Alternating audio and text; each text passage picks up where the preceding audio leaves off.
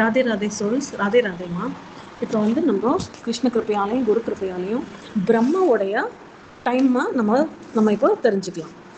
பிரம்மாவுடைய time and then நம்ம கலியுகத்துடைய time, துவாபர யுகத்துடைய time, Treta யுகம், கிருத்த யுகம், யுகங்களுடைய கால அளவுகளையும் நம்ம இப்போ பார்க்கலாம்.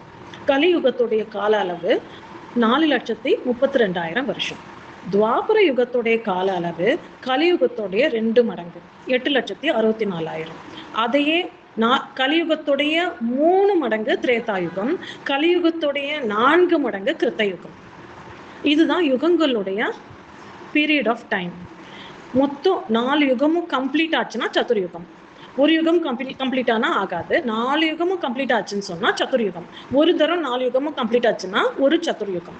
அந்த சதுர்யுகத்துடைய பீரியட் என்னன்னா 43,20,000 வருஷம். ஒரு சதுர்யுகத்துடைய பீரியட் ஆஃப் டைம் 43,20,000 வருஷங்கள். இது வந்து ஒரு சதுர்யுகம். ஒரு யுகமா 4 யுகமும் கம்ப்ளீட் ஆனா ஒரு சதுர்யுகம். ஒரு சதுர்யுகத்துடைய கால அளவு 43,20,000 ஆண்டுகள். இப்போ பிரம்மாவுடைய டைம் பீரியட் என்னன்னா, நம்மளுடைய டைம் பீரியட் வேற, பிரம்மாவுடைய டைம் பீரியட் சுத்தமா வேற. அவருக்கு வேற மாதிரி பகவான் டிசைன் பண்ணி இருக்கார். அவருடைய டைமை வேற மாதிரி டிசைன் பண்ணியிருக்கார். எப்படின்னா 1000 சதுர்யுகங்கள். ஒரு சதுர்யுகம் 43,20,000 வருஷங்கள். 1000 சதுர்யுகம் சேர்ந்ததுன்னா ஒரு பகல் பிரம்மாவுக்கு. இன்னொரு 1000 சதுர்யுகங்கள் சேர்ந்ததுன்னா ஒரு இரவு பிரம்மாவுக்கு.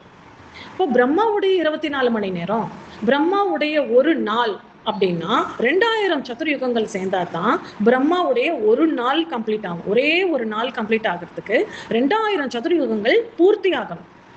அப்போதான் பிரம்மாவுக்கு ஒரு நாள் கம்ப்ளீட் ஆகும். இந்த மாதிரி இந்த கணக்குல பிரம்மாவுக்கு 365 நாள் போனா ஒரு வருஷம். 360 நாள் போனா ஒரு வருஷம். இப்போ இந்த ஒரு வருஷமே 100 வருஷமானா, பிரம்மாவுடைய கணக்குல 100 வருஷமானா அடுத்த பிரம்மா பதவியேற்றுக்குவார். இது ஒரு போஸ்ட். அடுத்த பிரம்மா படைப்புக்கு வருவார். இந்த பிரம்மாவுடைய ஆயுட்காலம் முடிஞ்சு அடுத்த பிரம்மா வருவார். காலங்கள் தான் அதிகமே தவிர ஆயுட்காலம் அவருக்குமே உண்டு. அந்த வகையில பகவான் சிருஷ்டி பண்ணியிருக்கார். யாரா இருந்தாலும் படைப்புன்னு ஒண்ணு பண்ணும்போது அதோடைய முடிவுன்னு ஒண்ணு அதையுமே அவர் ஏற்படுத்துறார். இவர் வந்து பகவானால படைக்கப்பட்டவர், தானா தோன்றல, பகவானால படைக்கப்பட்டவர் இந்த பிரம்மா. தெய்வமான பகவானான ஸ்ரீமன் நாராயணர் தானா தோன்றினார். அவர் எப்பவுமே இருக்கார். தோன்றினார்னு சொல்ல முடியாது, எப்பவுமே இருக்கார். அவர் யாருமே தோற்றுவிக்கல, அவரை யாரும் படைக்கல. அவர் எப்பவுமே இருக்கார், சத்தா இருக்கார், சதா இருக்கார். அவர் சத்தா இருக்கார், சதா இருக்கார். படைக்கிறதுக்கு முன்னாடியும் இருக்கார், படைச்சு ரன் பண்ணி அதை நிர்வாகம் பண்ணிட்டு இருக்கார். படைச்சு முடிச்சு அழிக்கும் போதும் அழிக்கிறார். அழிச்சதுக்கு அப்புறமா அவர் மட்டுமே இருப்பா இருக்கார். படைக்கிறதுக்கு முன்னாடி அவர் மட்டுமே இருப்பா இருக்கார். அழிச்சதுக்கு அப்புறம் அவர் மட்டுமே இருப்பா இருக்கார். அவர் இருந்துட்டு மட்டும் இருக்கார், படைக்கல. அவர் படைக்கணும்னு நினைக்கும் போது திரும்பவும் படைக்கிறார், காக்கிறார், அழிக்கிறார். படைக்கிறதுக்கு முன்னாடி அவர் இருப்பு மட்டும் இருத்தலா இருக்கு. படைச்சு காத்து ரட்சிச்சு அழிச்சு முடிக்கும் போது எதுவுமே கிடையாது, அவர் மட்டும் இருப்பார். இதனால அவருக்கு ஆயுட்காலங்கிறது நிர்ணயம் கிடையாது. ஆனா படைக்கப்பட்ட மற்ற எல்லா தேவதைகளுக்கும் ஆயுட்காலம் உண்டு. இப்போ முதல்ல படைக்கப்பட்ட தேவதை பிரம்மா. பிரம்மா அந்த தாமரையில படைக்கப்படுறார், பகவானால படைக்கப்படுறார். அவருக்கு தெரியல எங்க வந்திருக்கோம், எதா வந்திருக்கோம்னு ஒண்ணுமே தெரியாம அந்த பெட்டல்ல வந்து தாமரையுடைய பெட்டல்ல வந்து நீக்கிறாரு.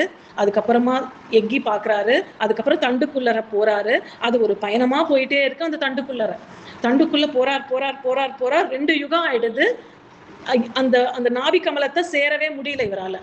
அந்த தண்டு முடிவடையாமையே இருக்கு.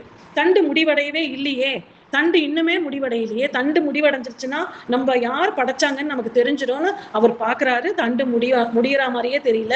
2 யுகம் தான் ஆச்சு. அவர் சோர்வடைஞ்சதை கவனிச்ச பகவான் அசரீரியா சொல்றார். அசரீரியா தப அப்படின்னு சொல்றார். தபஸ் பண்ணு அப்படின்னு அசரீரியா சொல்றார்.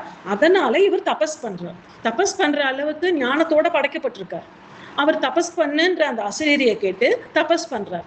தபஸ் எத்தனை வருஷம் பண்றாருன்னா, அவருடைய மெஷரிங்ல அவருடைய கால அளவுல 100 வருஷ காலம் தபஸ் பண்றார். ஏற்கனவே 2 யுகம் அந்த நழுவிட்டே வந்ததுல 2 யுகம் ஆச்சு. அதுக்கப்புறம் கான்சியஸா இவரு 100 வருஷ காலம் தபஸ் பண்றார். பெரிய காலம் இல்லையா இது?